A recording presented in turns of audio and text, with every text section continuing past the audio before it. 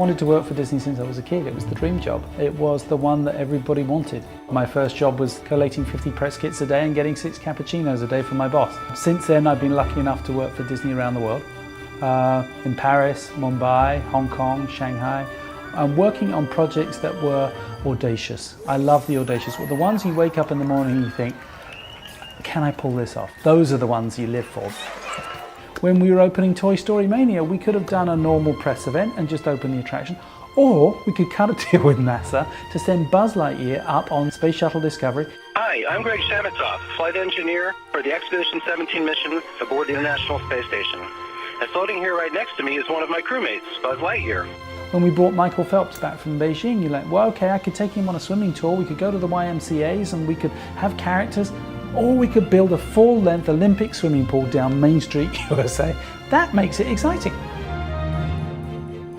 I was invited to be Vice President of Innovation and Creativity and asked the task, if you will, the challenge was how might we increase our capability to innovate? How might we become more flexible, more nimble, quicker to market, and more empathetic in consumer insights?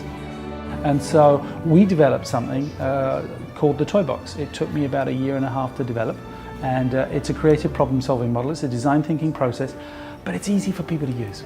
And it's a mixture of creative behaviors and creative toys that enable people to think differently. Is it free with purchase? What is it? It can be for the purchase. It can be deliverables. Deliverables. Oh, I like that. The workshops, whether they're half-day workshops, full-day workshops, they leave people with not only inspired and motivated, and that's important, but you've got to leave people with, okay, now what do I do with that?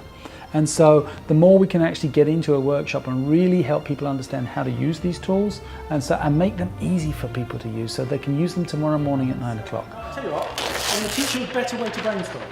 There's a lot of big brands out there that aren't going to be around in 5 or 10 years because they can't act as entrepreneurial startups. They're too big.